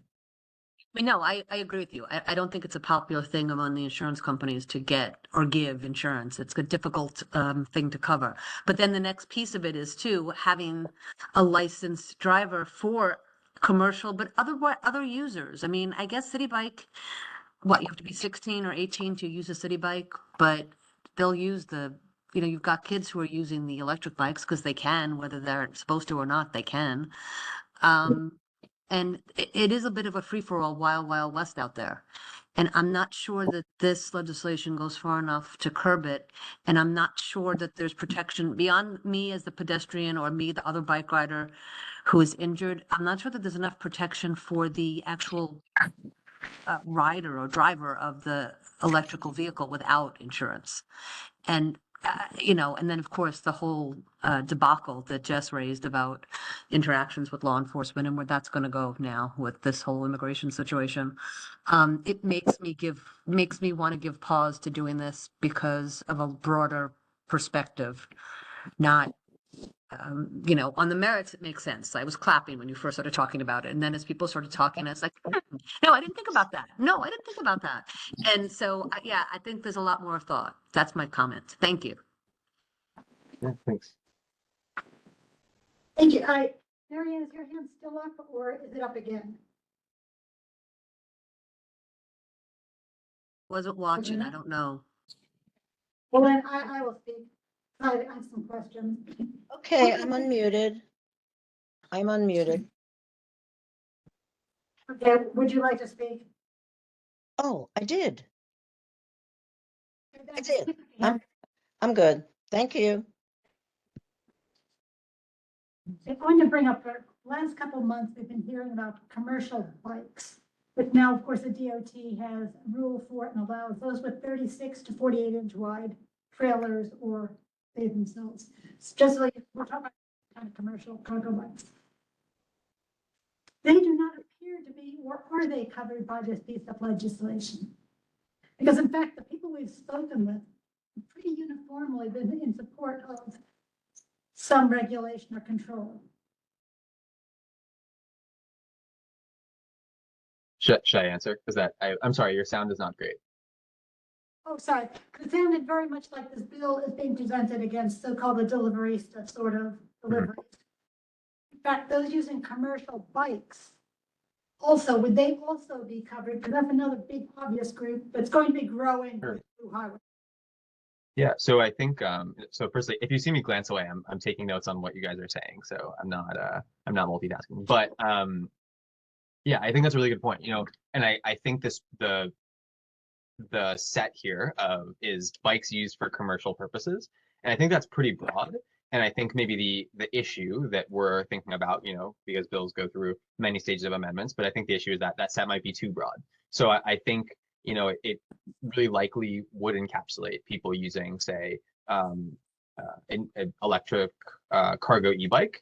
Yeah, so I think the chances are that it likely would include that, but I think, you know, we're looking to refine the set and make more clearly define what it would apply to. Okay, because I think it would make sense. Do most of you agree that if it included? Yes. Yeah, Right. So, that's gonna grow. but I do think, you know, if we are working with a term which is simply, you know, e-bikes used for commercial purposes, or, you know, bicycles with electric assist used for commercial purposes, I think my understanding is that it seems like it seems to be the case that something like that would fall into that category. Correct. I think it is more the discussion about describing the bill that seems to exclude them and focus on just one of the groups. Otherwise, my original thought looking at the bill, the actual bill itself, was that, yeah, the commercial purposes should pick that up. I'm also wondering about, I've become more familiar with the fact that there are rental companies that rent out cargo bikes and also especially the electric bikes to deliveristas and others to do their work. So they really rent out to people doing commercial purposes with that rental bike. would they be managed within this? Because do they have any responsibility, or is it all the employer of the person who may only be employing them for a portion of the time that they're on their bike? That's a good question. So, if you're referring to responsibility, such as responsibility for the violations or responsibility, I think that, the bill does, in my mind, pretty explicitly encapsulate that the owner of the product or the person contracting with the food delivery worker would be responsible for violations. So, I think that would exclude the rental companies that are providing bikes to the delivery workers, if that was your question. Yeah, no, because keep in mind, if you're gonna rent a bike, shouldn't that bike just have a license plate on it? Right. Yeah, maybe I'm misunderstanding. I think in that situation, that would be the case, right? If this, in a world in which this bill were law, I think that would be the case, would have to be the case. But, I think in terms of talking with stakeholders, I think that certainly speaking to these rental companies and understanding what their work would look like if there were a commercial license plate requirement would certainly be something I think we should do. Okay, because I say groups like Joco and Wiz, they have Mhm. 10,000 e-bikes on the street that they're renting to deliveristas and other people. It certainly Right. makes sense that since they're maintaining the bikes, they should take some of the responsibility for the maintenance as well as the license plate on it, because they're the actual owners of the bike. No matter who the person who rents it does work for. I think they have to be considered also within this kind of co-sharing responsibilities. Right. I think that makes sense. Yep. And I think that is most of it. Yeah, yes. Mike, just a clarifying question. The insurance coverage, is it workers' comp then that the app company would provide? Like during the hours that the deliverista is working, are they required to do? Is a workers' comp requirement a possibility? So I am not an insurance expert, and maybe I'm sure people on this committee are more insurance experts than I am. I would just say that the bill that we're working on with respect to insurance would imagine some sort of liability insurance similar to what for-hire vehicles are provided with by Uber and Lyft, if that answers your question. That answers the liability committed by the driver, but it doesn't address injuries to the driver while on the job. Right. So my understanding, and correct me if I'm wrong, is, yeah, there are various sets of insurance, but I think the standard of insurance we'd want to imitate is the standard that for-hire vehicles have. And, my understanding is for various forms of car insurance, that also would cover at least some of the damage that you would receive during any accident, right? Would cover some costs that you might bear. That could be wrong. Evan, can I throw that out? I would suggest request, because workers' comp per se is given to employees that get W-2s. A lot of these deliveristas are contract workers, so they would not get that coverage. Again, it doesn't mean that there's not insurance out there. I mean, there's something called truckers insurance that maybe would cover the employee, maybe not. I don't.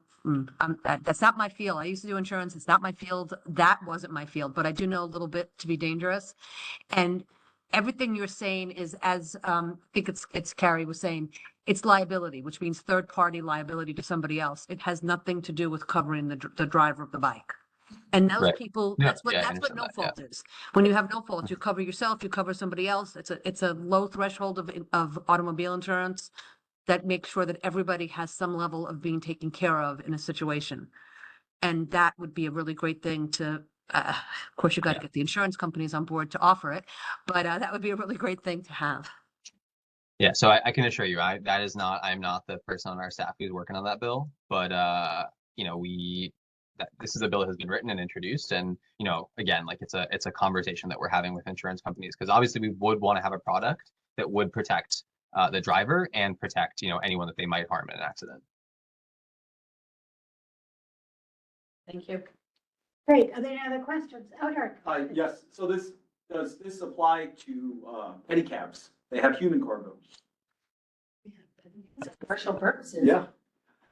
Yeah, I think that's probably all these like would it apply to X are probably, you know, questions for those who implement it and for the courts. But yeah, so I don't know. I think as we work to refine the definition in commercial purposes, I think that's, you know, certainly a category that we'll have to consider, you know, if we'd want to include it. But, you know, my understanding is yeah, you know, I really don't know. I think we'll have to think about that. They take a fee, it's commercial purpose. Yeah. Right, but I don't know, they're considered bike in the same way. Right, because they're. But anyway, that's what they'll, so they're gonna straighten it.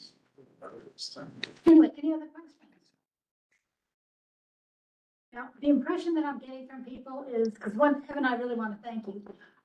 And I'm going to say that when you're talking about writing the bill, that means you're not done yet. Yeah, so, you know, the bill's been introduced, but it is a bill. And usually a bill goes through many prints, which means it gets, you know, amendments. And so this is a bill that certainly needs amendments because this is not a bill that's acceptable to a lot of the political or actual stakeholders. You know, and I think the same applies to most, you know, there are licensing bills in the Senate, and obviously there's also a licensing bill in the city council. So, you know, these are all really controversial bills that people have problems with for various reasons. So I think that all is to say, a lot of these bills are going to go through many iterations before they may or may not become law. Great, and has the Assembly reintroduced their companion bill? Yeah. And if it's not showing up, then that's simply a processing issue. Okay. Well, that'll be interesting, because it sounds like what people are saying is they also want to learn more about things before moving forward with the resolution, and the bill sounds early enough. Why don't we look into that? And yeah, I'd appreciate some input if you can email some information about some of the other bills that are working their way through, because they may fill some of the void that is concerning people, because there's no reason that one bill has to be all things to all people. So Sure. Yeah. this can be different from something for others. And also, I think you Betty, guys if we have- could ask for like whatever amendments or whatever things that are being bandied about as pushback, so we get an idea of what they're thinking about that might be suggested by other elected officials. A great idea. Evan, is that going to be doable, or is this too early for that? I think it might be too early for that, but you know, I can certainly try to pull a list of various proposals on e-bikes at the state level and send you guys. And I send you guys. I don't know if it'll be exhaustive, but it can certainly give you a sense. But yeah, you know, I also want to thank you guys, because I think you provided a lot of really helpful feedback and asked a lot of tough questions. So certainly going to help us as we think about this. Yeah, no, and I think in the state level is appropriate, because using the DMV rather than trying to turn the DOT to create a mini DMV, or just New York City, when people can claim they brought their bikes in from the suburbs, just doesn't make enough sense. So thank you, and we do look forward to following the bill and finding out what else is going on, because this in general is a problem. Great. Yeah. Thank you so much. Thank you. Yeah, I also just want to say thank you, because we do ask for, you know, other legislators to talk about bills and, you know, who are outside of our district, and they don't always come. So I really appreciate you taking the time and the effort to come, talk about the bill, and talk about, you know, all of the difficult things you have to think about to come up with legislation and, you know, come to some kinds of consensus. And I want to thank the senator also for putting you as a resource for us. So appreciate you and thank you. I'll pass it along. Thank you. Okay, everybody, because I think it is worth looking at, because at least it does deal with a portion of the e-bike and commercial bike concerns, which are going to be growing in volume of those that are utilized. Now, what I want to do is, I have some updates and news. What? How does people time for that? Because I can move pretty quickly. Okay, well, let's just go. So I'm not strong enough. Uh-oh. Well, I need it on my So screen. I excited. can't- Oh, yeah. It has to be my favorite part of all of our meetings. Yeah, just wait, easy. Teaser is really something. Ah, Right in. wait, do we have, I want more than that. Can you click on the link for me? There's, Okay, thank you. Excited. Okay, yeah, this was, the results are just starting. But again, keep in mind, everybody, what happens in the first, this was immediate almost. But those who are looking at 1 week, even 3 weeks or a month, is not a really good predictor of the long run. Because one, other programs have shown a lot of drivers come back over time. And two, seasonality is a factor as well. So I'm not using broad strokes, but it's still interesting to look at where we are now. And I like this one. This was very early, but in fact, it's so much easier to look at and say, and we're the winners with the Holland Tunnel. So I in fact asked Jared to confirm this, and yes, he has noticed differences. I hope all of you have noticed differences on your streets. Because I know I haven't walked between cars at an intersection since congestion pricing started, There which was, is really great. there was the most beeping outside of my office for 2 whole days, and I don't know what was going on. But it was a lot of beeping and a lot of congestion. What It is was, it's a 1-year plaza. I think it had to do with the construction in Water Street, but I was just like, what? This isn't supposed to be happening. Well, I'll say, that's what I want people to keep in mind. There are still annoyances of very localized congestion, because someone double, triple parks, it's going to create problems. Second of all, I got some things from Jared about a bunch of accidents occurring with vehicles in North Tribeca on the sidewalk, crashing into buildings. So these things are still happening, even with the lighter traffic. Do we have car numbers as opposed to travel time?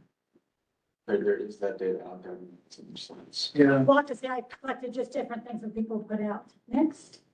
All the numbers are crazy. Yeah, I also want to keep in mind that they're not all reductions. So while 34th Street westbound, you'll notice there was a reduction of 36%. 42nd Street westbound was up 17%. So there are some localized changes there. And so there is a lot of restructuring that people are asking for. And the city is going to be a little bit probably reluctant to do until they get more seasonality and more play as to what's going on before they make changes. Next. So be patient. Yeah, and again, another one that felt, another winner was Canal Street. Was another one with some of the biggest reductions in vehicles, with 27% reduction. We won on 2 things, Holland Tunnel and Canal Street. We went on a Big lot of mention. things. But we did, but those deserve mention. It's been more congested in the train. Yes. Well, Yeah. I cover that because there have been all kinds of stuff. So again, with the north-south routes, this kind of kicks me, that they are actually stopping them to linger because they're getting too far ahead of schedule. But in fact, the MTA is looking at, they're going to have to eventually readjust. And again, I'm sure they're waiting a little bit to see, are these good times going to continue and how much before they adjust all the timing schedules on the buses. But that's something else. Next. Yes, and this group that looks at analytics in general, they found that in general, highways, major roads in Manhattan during morning and evening rush hours were better, but again, slower in Brooklyn and Staten Island in the morning and Queens and the Bronx in the evening. It's kind of interesting that you get one group. Next. New Jersey Transit, has it produced anything on its buses? Pretty good. The private bus service has released that, in fact, they are getting to dropping off commuters to Manhattan faster, between 5 and 10 minutes on weekdays, and even coming back 15 to 20 minutes faster. So things have gotten better for those New Jersey drivers, commuters as well. Samuel Schwartz, again, reminding us this is seasonality and other factors at play. So this is good news, but The PATH train is also out of service for the month of February, so which we were told. it will also affect this data. Well, we're getting more ferries in the dock outside of me, so I had to warn my neighbors. Next one. And what was kind of interesting too, the private vehicles are the ones that are going down the most dramatically. They're still the biggest group by far, but what's kind of interesting for the for hires and the yellow taxis, I wonder how much is this true? Yellow taxis, remember, were given a smaller congestion charge Right. than the others were. And that happened, the old one that occurred a few years ago, that is still lingering on too, that was also a congestion fee.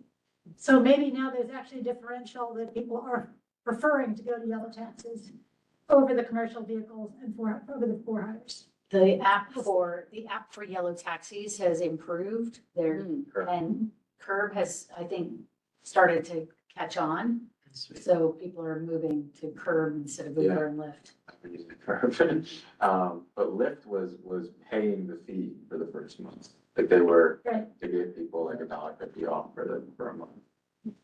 So there are a bunch of things that could make it murky so close to the congestion pricing. But in fact, kind of interesting that there seems to be a little bit of a switch going on. Next. Crashes were down, but not necessarily not that they disappeared. They're still around, but interesting, but fewer cars, fewer crashes. This is not surprising. Next. Other crashes? What was that? Without injury. Other crashes? So injury, Yeah. crash with injury and crash without. Not injured. I agree, it's a weird. It's just like 2020 and like one. Yeah. COVID. COVID, people were driving. But not getting injured. They're just crashing into poop and not getting injured. Walking away. Yes, the money- Weird. Very odd. Kids are getting to school on time more frequently. And if you go down, this surprised me a little bit. The next one. Yeah. Yeah, talking out of 769 routes, did you know that 130 of them pass through the congestion relief zone? So obviously, it looks like the other numbers did not say just the congestion zone. I wonder if in general, buses aren't moving faster. Who knows? It's poorly written. Next. But yes, ridership's going up on the various train lines. They had to go somewhere. Mhm. They're still only recovering, they haven't fully recovered to 2019 levels, so keep that in mind as well. These are people really not just responding to congestion pricing, they're pushing them to what they were doing before COVID. So that's sort of interesting too. Next, which is why there isn't this huge overcapacity at this time. Yeah, and again, the changes. They're going up, but compared to what they were before, they haven't superseded what they were prior to COVID, although they're approaching and slightly increasing. Next. They're not increasing the service. And I think that's part of the reason why they're waiting. They said they're hoping to get to recovery of before what 2019 was, and then they have to make changes. But it was too congested on the trains before 2019, right? Like before COVID, I was in somebody's armpit like literally every single day. And it's been kind of nice to not have to do that. And now it's getting bad again. And we're pushing more people into the subways. Like congestion pricing hasn't improved my commute. Because I don't take, That is widely said that the benefits, as far as changes to mass transit haven't been made, they would say, yeah, we wish we had done it before, but the funding is still there, but it's gonna have to be done after. And this is, CB1 has been saying this in all the resolutions. So this isn't new, but sad, it's true. Why, it's the drivers who benefit. Next. it's the people that want to spend the money that are benefiting. I think they would say, just be happy it's not worse. I mean, you say that, they're like, you're just lucky the trains don't catch on fire. And it's like, what? Like, are you serious? Like, that's the minimum viable product, is that like your trains don't Hey, catch on- disabled live like that. catching on fire trains? No, let me be glad we let you in the building. Before that, you were completely excluded. So you really can't do anything inside the building.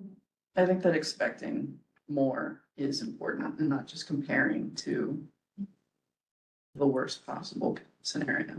It's pretty bad. Also, because that was the point, right, that it was gonna get better, right? Yeah. Hopers are gonna get some. Yeah, I agree. Right, but you do have to consider the comparison to 2019. They're still in a hole. UN diplomats, just so you know, there's another exemption for those of you who like to track them. I thought this was kind of humorous. Oh, not the product. They cause so much congestion. That's gonna be the new placard. And if you go to the next one, I'm a diplomat. they actually made the Federal Register, they actually stepped into to show that it's related to the Foreign Missions Act. Next. Trivial pieces of information for all of us, but never mind. They're completely next. And of course, there are still 3 federal bills going about congestion pricing. So there's a lot of lingering things in the courts that we still don't know. But nevertheless.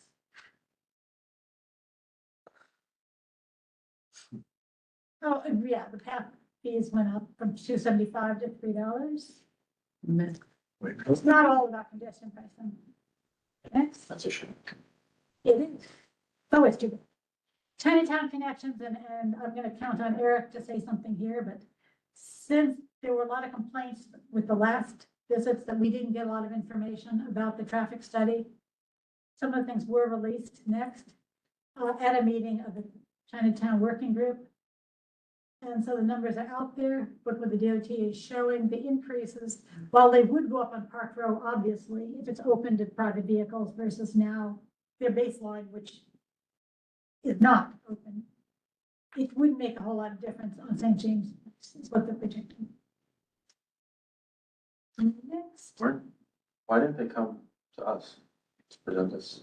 Because this was the following month, and they were going to Chinatown Working Group, which is dealing with the bigger, Oh, Sure. because Park Row is within our zone, part of Park Row is within CB1.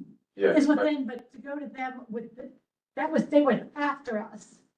But to go to them with the bigger, this is the Chinatown Working Group that's specifically dealing with the whole project. Yeah.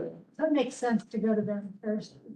But they're still not done. Aren't there still a couple more meetings about? Well, I only attended one meeting for Tammy, but I'd like to add, the reason why they ended the possibility of opening Park Row is because of security reasons. They brought that kibosh at the end. After all the discussions and all the meetings, they said, oh, it's because of security concerns of 1PP. And I don't want to give my opinion. Right, and supposedly they mentioned one of the federal buildings as well that's on that block. Nevertheless, there were some things that said that it was still kind of an open book, but I thought it was pretty much the kibosh was put on private vehicles at that particular meeting as well. Yes, it was. And then why did they have all these meetings of these discussions and bringing in the community if they were going to do that in the beginning? They're going to eventually do that. It was There are disingenuous. factors such as the bus stop is Can I still. comment when you guys are done, just so you see me? The next one, which may have also be on the same topic. Yeah, and this is some of the other things they said. Yeah, no, if, can I say something though? I don't want to interrupt you, Betty. Yeah, no, by all means, speak.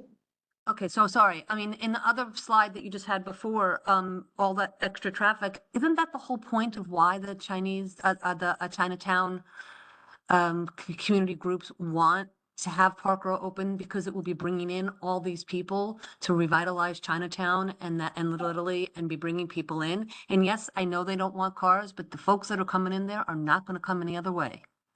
I mean, the these people are in transit. They are not coming to shop. But that- Chinatown. The data, There's no place to shop now. they never opened it to do any tests, to get the data. I agree with you. I agree with you, Eric. So I guess I find this frustrating. And then also, now that we have congestion pricing, it may not be quite as much as 45%. It will increase, there's no question. But I think they want the hustle and bustle of 34th Street at Penn Station. Because they do believe that people that are coming through are going to be Cars don't. shopping. Congested. But buses also are included in the traffic that's desired. They want tour buses Yeah. as well. Right. So- So anyway, that's my 2 cents on this. But again, I'm sorry I interrupted you. Thank you. You want to go on? So no final decision was made, at least that one called for future meetings, but I know there are future meetings planned with that project, the SIP, which isn't finished yet, and then later. So I was at a discussion at New York Law School this morning with the City Law Center and, um, um, Commissioner Liu, is for his name, I'm forgetting. Yeah. She, showed her their sort of 5 priority projects, one of which was, the arches in Gotham Park, but they also had a rendering of Kim Lau Square and, an improvement. I wish I had taken a picture of it.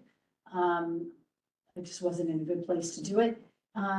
It looks like they're talking about streamlining transportation routes significantly, taking the space from Worth Street around to the Bowery to making a pedestrian plaza. I mean, this may not be news for you guys, but it just showed a much more constrained, or I don't know, constraint's not the right word, just more streamlined transportation modes going through there.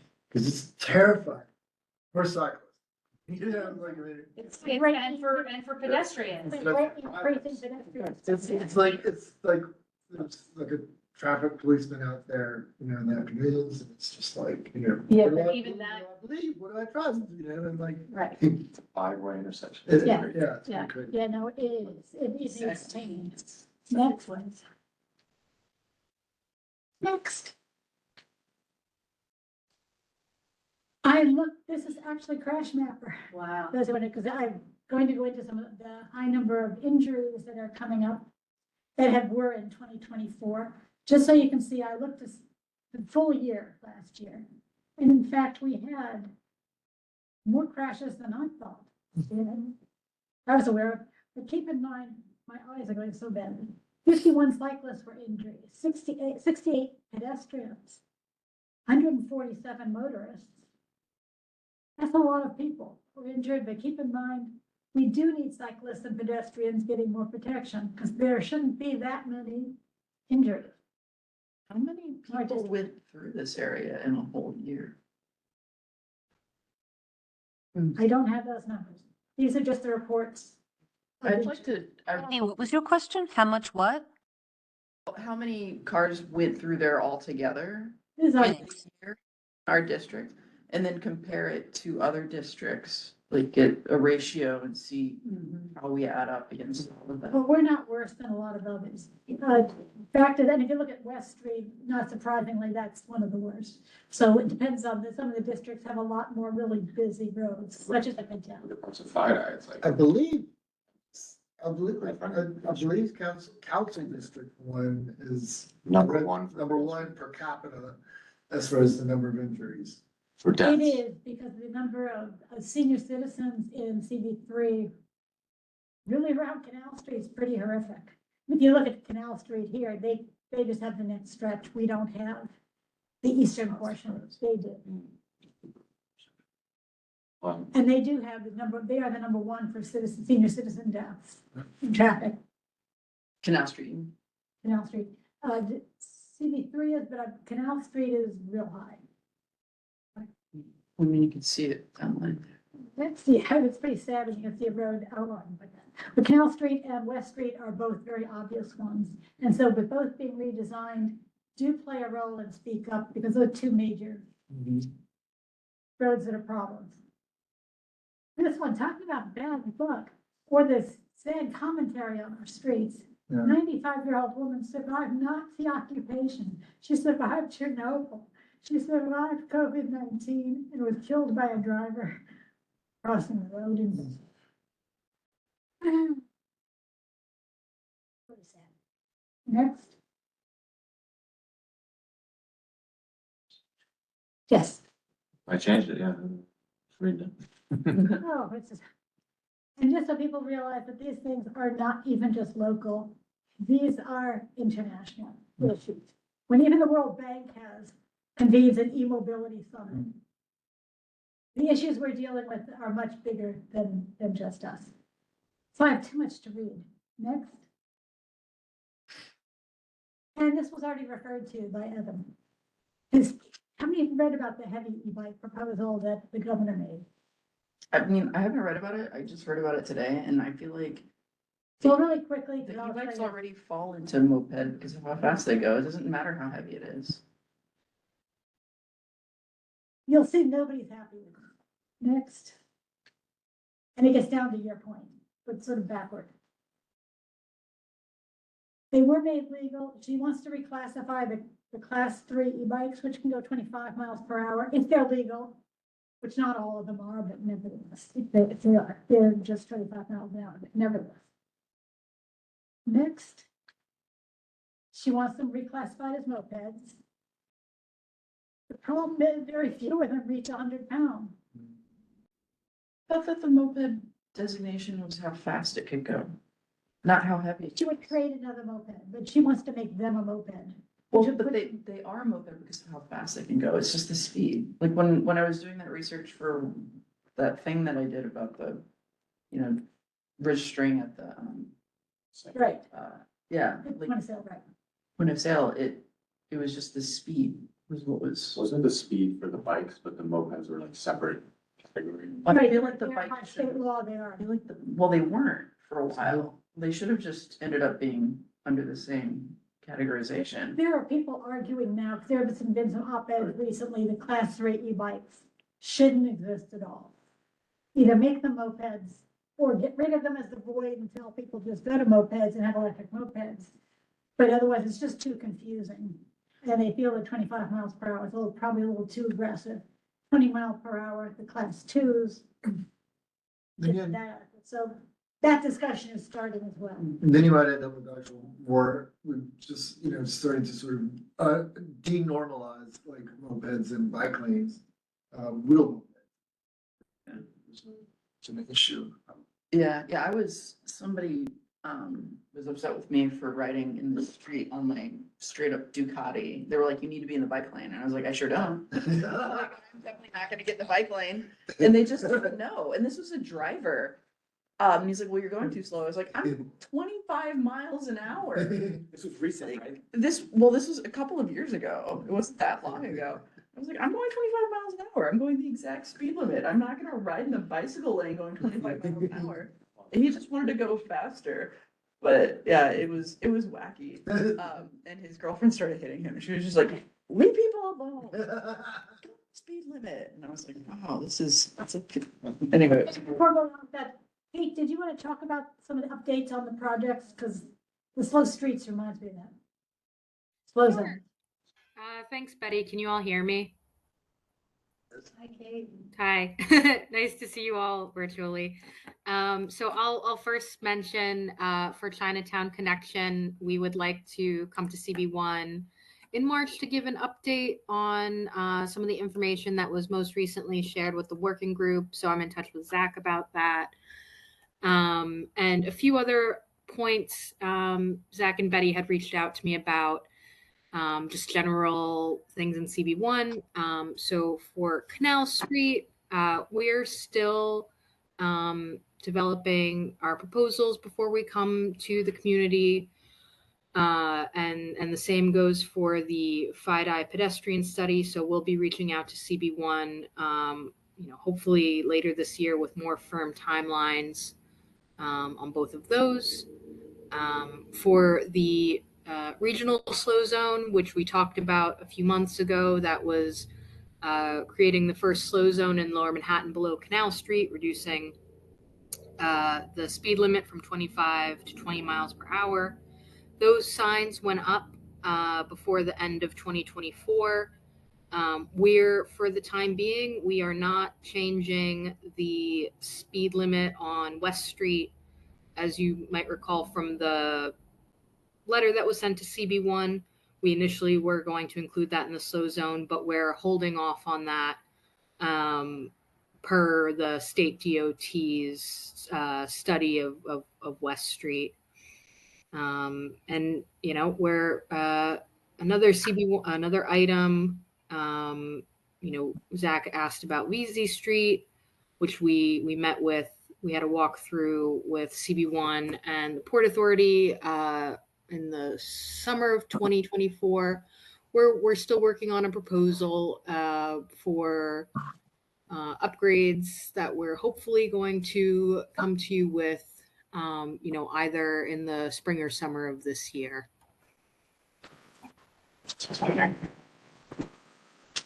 Great, thank you. The updates. Any questions or comments for Kate? Before I let her go? Kate, you're free. I love the update section. I just want to let you know that. I think it's really fun. Well, let's finish up with these, these e-bikes. Next. Yeah, and for you, 3 of these are class 3s and 3 of them are class 2s. And the whole point is, how do you expect the police to be able to identify which is which? Isn't gonna work too well for them. Next. Yes, and you can see the Workers' Justice Project, they're not happy with it. So they're dissatisfied. It doesn't, there's nothing satisfactory that's gonna come out of it. It's a comment. Because it's not attacking what interests them and the needs they feel are there. Next, we get another group that's unhappy. E-Vehicle Safety Alliance people. They really aren't happy with it, saying, well, what if he about 300 pounds? This kind of does nothing. We like these people. I think. So again, most of them typically weigh 50 to 70 pounds, so this would cover very, very few. Certainly not most, not even put a dent in the types, the class 3s. Next, which are the fastest. Our other proposal was to ban parking near New York City elementary school crosswalks. Remember, we did daylighting. And one of the places we talked about was vulnerable would be schools. Well, the governor has come forward with maybe doing some daylighting, but around school crosswalks. Next. There's a city council bill to do it everywhere. Right, there's a city, well, I'll get to that. I have them. Too educated. No, there is so much news on all of these things. That it's so ridiculous. But anyway. This is just this is the one for the governor. Yeah, for the governors. We know what it is, within the 20 feet of the crosswalk. Next, and so there is a city bill, we do daylighting throughout the city. And there is another one, next. It's a typo. Oh, there's a state bill also going out, and what they have to do is say, we're not going to exempt New York City anymore, they're going to follow state law, is what the state bill says. There are things going on at 2 different levels. We'll see what happens, but next, one group that's not all for it is about the DOT, is not really all for it. So yes, this is interesting. Anyway, they came up with was saying that it probably wouldn't make that much difference because some of the things that seem like natural, such as there's a bus stop by the corner, but in fact, they don't account for the fact people can park in those. Well, that's illegal too, so what's gonna stop them? If you make it illegal 20 feet from the crosswalk, because you still can't put a block to stop them, because the bus has to get in that space anyway. Catch 22. And the daylighting over by where I commute, it's at Skimmerhorn and Hoyt. It was just this like spot, daylighted spot. There's 2-way bike lane and then cars can go that way. And then there's parking between the bike lane and the traffic lane. And so like the police would park in that daylighted spot, like delivery drivers would be there, Con Ed vans would be there. So then they put this huge concrete thing there, Right. which is a little bit better. But yeah, it was pandemonium for a while because I couldn't see around it and I couldn't cross the street because of those large vehicles. Well, no, I believe that the city law actually does put this, it has to be hardened.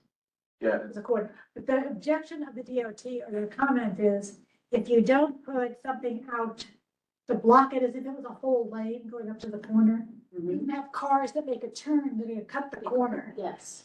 And so they could hit and say, Well, well, they couldn't see the bicyclists going both ways, so they're trying to turn, but there would be a truck here, and then they narrowly miss a bicycle that well, was that's going the this way. comment. With the hardening, figure out and give a clue to the drivers But that block there is Driving actually through. really good.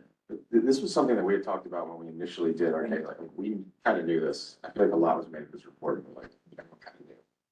You have to put infrastructure there, people just. Yeah, Yeah, we saw that on West Put Broadway. car there. Hello, no. Yeah. Well, but that's again, it's a structure.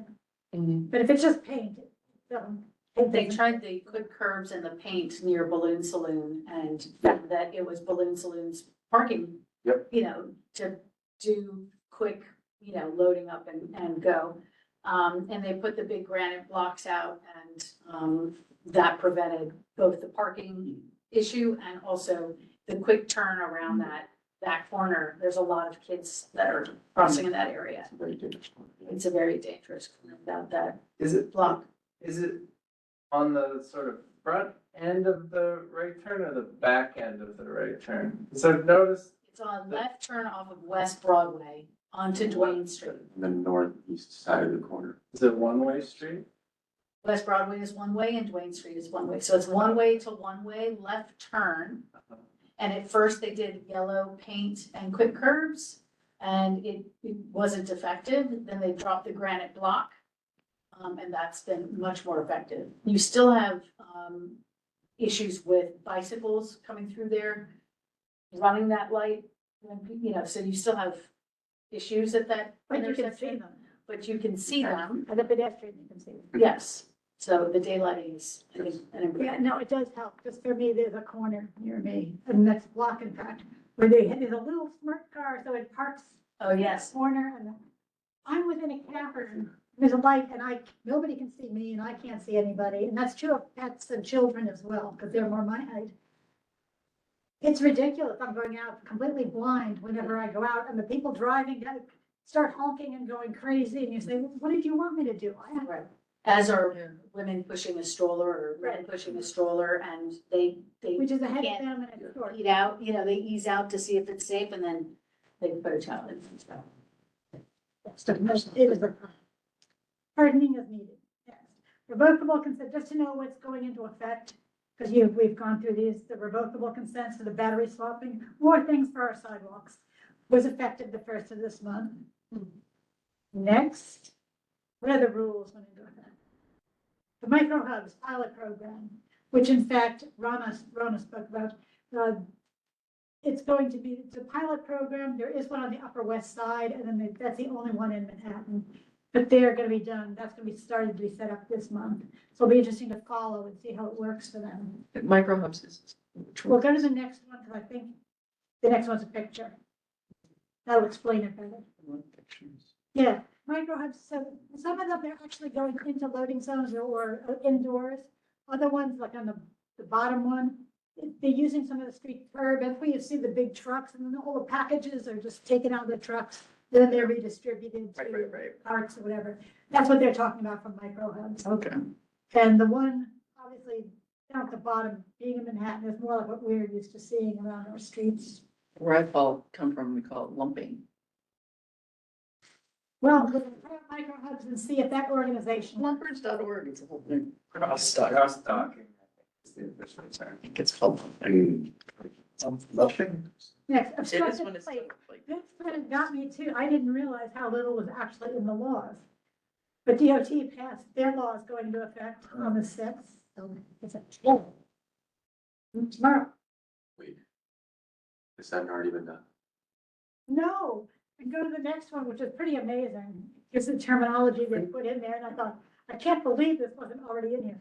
Look at the very bottom of the first page and the top of the second page. You can see the line dividing them. But sets forth visibility requirements for plates by prohibiting anything, including dirt, rust, glass, or plastic covering, substances or materials that cause license plates to be unreadable, obscured, concealed, or distorted. This wasn't all covered. It's pretty amazing that, Wow. Then we have to I say. guess they felt that they couldn't get a lot of them simply because didn't really say they couldn't do that. But wait, it was still illegal under state law, right? Wait, some Obviously people not. heat their license plate up, I think, with like a hot air gun and then start to peel off. Well, that's what this is, anything that obscures, and so they kind of tried to cover it all, and this goes into effect tomorrow. Just to align with the New York State vehicle. That's bizarre. But next. Taxi and Limousine Commission. And that went in the last month, and they have an accessible dispatch. The issue with this, you go to the next one, this is another you're gonna see, that's been in the news a lot. It used to be there was a singular clearance spot that you contacted if you needed a wheelchair accessible taxi or any kind of ride hail. In fact, it's now you have to go figure out which of the apps you want to use. And so the disabled are really upset about, we don't have a singular clearinghouse. Now we have to try our luck at different places, and there's nobody to call because everything's done on a smartphone, but it's creating holes that didn't exist before in their mind. But next, I think it's, yeah, to show it's been in the news a lot. You've probably seen some of these. There's a lot of concern, so to see how that plays out, but so far to me, I don't see it as positive. Do they say why they? It's saving a lot of money. Oh. The problem is with the ones being used, the people aren't trained, so they don't know how to lock down wheelchairs, but they harass you if they don't lock them down. They can't lock down my scooter, so that's always been an issue for me. You just have to hold on to something and while you ride, it's. Now wheelchairs used to be able to easily lock down. Next. Now they're getting problems too. But they're trying to speed up, but there are groups like Arrow, Back to Curb and Mile. They'll have accessibility services. So it's not that there's nothing, it's just none of them have particularly trained people and all of them you have to coach separately.